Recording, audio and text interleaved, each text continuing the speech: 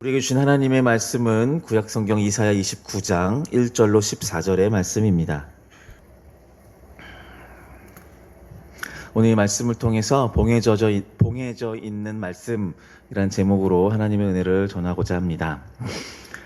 오늘 본문 말씀의 2절에 보면 이렇게 말씀하십니다. 내가 아리엘을 괴롭게 하리니 라고 되어 있습니다.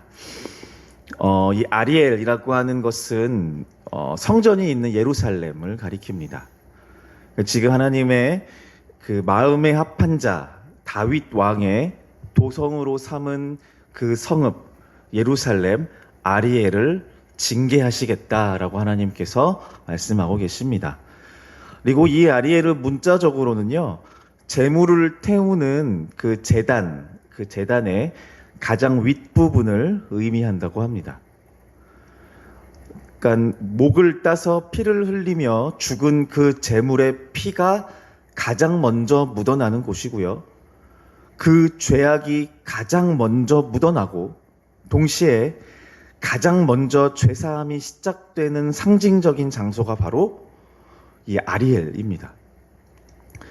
이 모든 상징적인 장소는 하나님의 주권 아래에 이루어지는 것이고 그 주권이 이스라엘과 레위 지파의 제사장들을 통해서 지금까지 전해져 내려온 것이죠.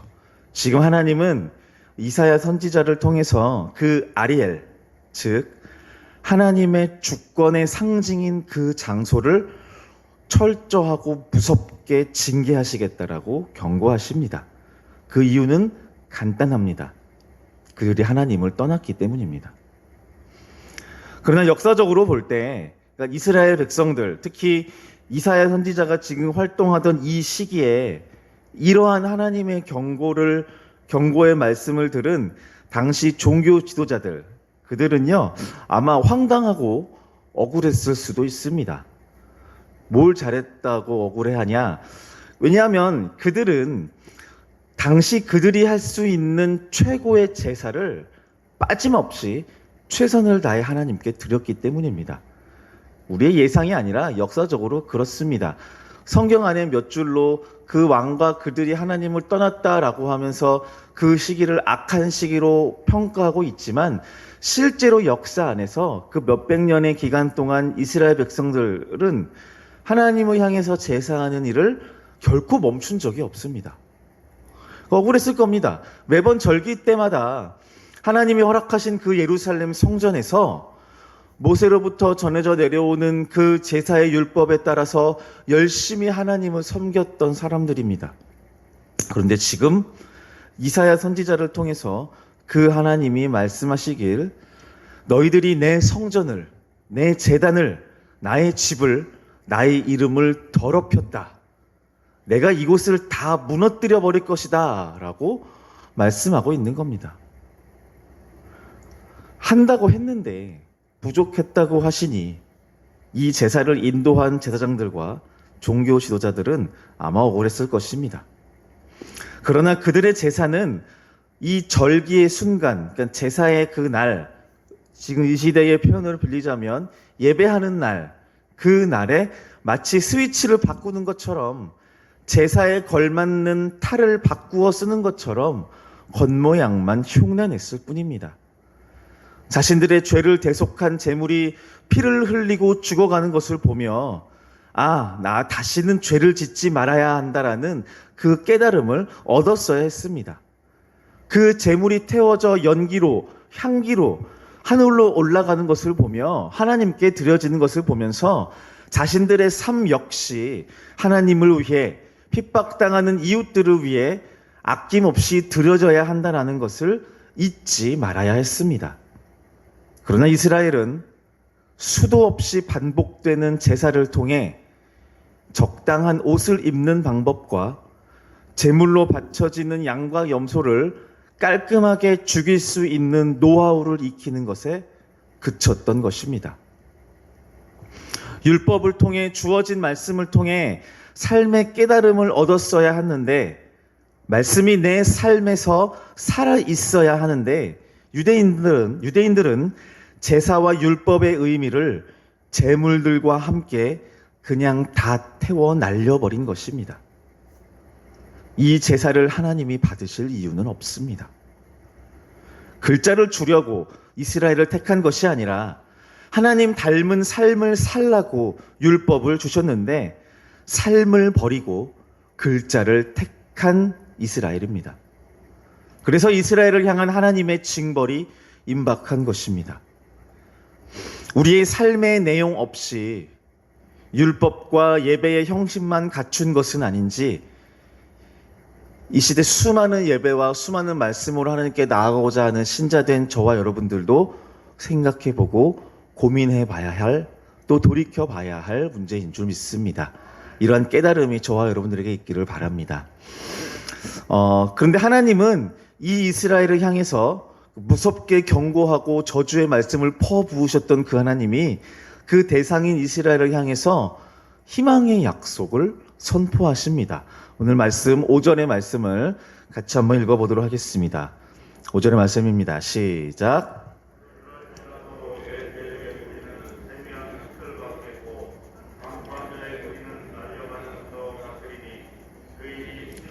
갑자기 일어날 것이라. 곧 망할 것처럼 무섭게 퍼부으셨던 그 주님이신데 그 망하기 직전에 이스라엘의 신앙과 삶의 두려움 속에서 하나님은 그 예루살렘을 끝내 구원하시리라 말씀하십니다. 조금 전까지 그 제단부터 성전 자체를 완전히 멸망시키겠다고 폭언을 퍼부으셨지만 이들을 구원하시리라 말씀하십니다. 제가 어렸을 때 저희 어머님은 저를 참 많이도 체벌하셨습니다. 각종 악한 짓, 못된 짓을 하는 사춘기 그리고 어린 아이였던 저를 참 여러 가지 방법으로 혼내셨습니다. 부모에 의해 체벌을 받는 이 아이들은 와, 이 엄마가 나를 정말 망하게 하는구나 라고 생각이 들 정도로 그 체벌의 순간에 무서워하고 아파합니다. 그런데 부모는 아이의 삶이 망할 정도로 체벌하지 않습니다. 부모이기 때문입니다. 하지만 아이 입장에서 그 두려움이 느껴져야 돌이킬 것이고 다시는 악한 길에 빠지지 않을 것이기에 부모는 아이가 두려움과 절망을 느낄 정도로 혼내고 다그치는 것입니다. 이스라엘, 그러니까 영적 이스라엘로 부르신 우리에게 있어서 하나님은 우리의 영적인 아버지가 되십니다. 우리의 죄악으로 인해 부모이신 여호와 하나님은 우리를 징벌하시고 저주하실지 모릅니다. 그때의 자녀된 우리는 두려움과 절망을 통해서라도 그 하나님께 돌이켜야 하는 것입니다. 돌이켰을 때 우리를 버리지 아니하신다는 그 선하신 약속의 말씀을 우리에게 눈물을 흘리며 말씀하시는 그 하나님의 음성을 우리는 듣게 되는 것이죠. 자, 이 순서는 아주 중요합니다. 경험을 통해 나를 버리지 않으시는 선하신 하나님을 경험하고 내가 아무리 타락하고 죄를 지어도 어차피 나는 구원받는구나. 하나님이 나를 못 버리시는구나. 라는 이 교만한 생각은 정말로 우리의 삶을 망하게 할 수 있다는 것입니다. 하나님의 구원과 용서의 그 약속이 우리에게 교만과 방종의 근거가 되어서는 안 된다라는 것이죠. 이 깨달음이 우리에게도 있기를 간절히 바랍니다. 자, 하나님은 다시 그 대상을 이스라엘로 옮겨 심판의 예언을 계속해서 이어가십니다. 13절의 말씀을 같이 한번 읽어보도록 하겠습니다. 13절입니다. 시작. 이 백성이 입으로는 나를 가까이 하며 입술로는 나를 공경하나 그들의 마음은 내게서 멀리 떠났으니 그들이 나를 경외함은 사람의 계명으로 지금 현재를 살아가는 우리의 삶을 돌아볼 필요가 있습니다. 우리에게 가장 중요한 것은 무엇입니까? 물론 두말할 것 없이 여호와 하나님 한 분뿐이고 그 하나님을 따르는 삶이다라고 누구든지 그 고백을 만들어낼 수 있습니다. 올바른 가치, 즉 진리를 따라서 내 삶의 열정과 시간과 가진 것을 아낌없이 모두 드린다라고 했을 때 나로부터 말미암은 그 모든 결과물들은 온전히 하나님을 향해, 그리고 그 주님께서 우리에게 명령하신 사랑의 대상, 이웃들을 향해 그 모든 열정과 시간과 우리 삶의 결과물들이 쓰여져야 하는 것입니다. 이 시기를 지나가면서 저는 이런 질문들을 스스로 많이 만들어내 보았습니다. 내 신앙의 열심은 내 안에 습관화된 종교성이 묶여 있지는 않은가? 신앙을 통해 내 삶을 돌아보고 도전해야 하는 그 거룩한 부담감이 나한테 불편하고 힘들고 싫어서 나는 그냥 이 제사 자체로 만족하고 율법 자체로 만족하며 나 스스로 만들어내는 그럴듯한 몇 마디 신앙 고백을 만들어내는 것으로 내 신앙의 온전한 마침표를 찍어내려고 하는 것은 아닐까? 여전히 나는 내 안에 수없이 많은 고민들로 계속해서 새롭게 해야 하는 신앙 고백들, 그리고 그 고백들로 말미암아 결과물들로 만들어져야 하는 신앙의 결과물들, 그 거룩한 부담감이 내 안에 있어야 하는데, 나는 그 누구보다 교회 안에 오래 있는 사람이고, 그 누구보다 하나님의 말씀을 많이 말하는 사람이고, 어쩌면 그 누구보다 하나님의 말씀에 가까이 있는 사람이다라는 그 교만함 때문에 그 종교성에 파묻혀 안심하고 있는 것은 아닌가. 크리스찬들의 삶의 모양은 절대로 이렇게 그쳐서는 안 됩니다. 우리가 가는 곳마다 예수 그리스도의 향기가 퍼져나가야 한다라는 그 바울의 말씀을 우리는 기억해야 합니다. 예수 그리스도의 향기는 자기의 자리를 지키기 위해 고군분투한 바리새인들의 썩은 종교 냄새하고는 차원이 달라야 합니다. 예수 그리스도의 향기는 삶의 자리를 침범당하여 고통당하는 당시의 죄인들, 여인들, 과부와 나그네를 통해서 더욱 선명해졌다라는 것을 기억해내야 합니다. 우리가 그리스도의 향기로서, 크리스찬으로서 살아간다라고 한다면 우리의 삶의 자리와 가치는 나보다 낮은 자리에 있는 이웃들을 위해 위치하고 있어야 하고 향해 있어야 하는 것입니다. 신학교 교수님이신 한 지인이 SNS에서 얼마 전에 이렇게 말하였습니다. 코로나 이후 대한민국에서 교회가 선교적 역할을 할 수 있는 가능성은 희박해졌다. 지금도 그러하지만 앞으로 더욱 교회의 이름으로 좋은 소식을 전하는 것이 어려워졌다라는 의미인 것 같습니다. 억울함과 안타까움이 교회된 우리 안에 있는 것도 분명한 사실입니다. 그러나 그리스도인의 명찰을 달고 세상 속에 살아가는 것이 그 어느 때보다 두렵고 민망하고 눈치 보이는 시기인 것 같습니다. 그럼에도 우리는 살아가야 합니다. 그 질책과 눈초리가 팽배하는 그 현장에서 우리는 그리스도인으로 살아가야 합니다.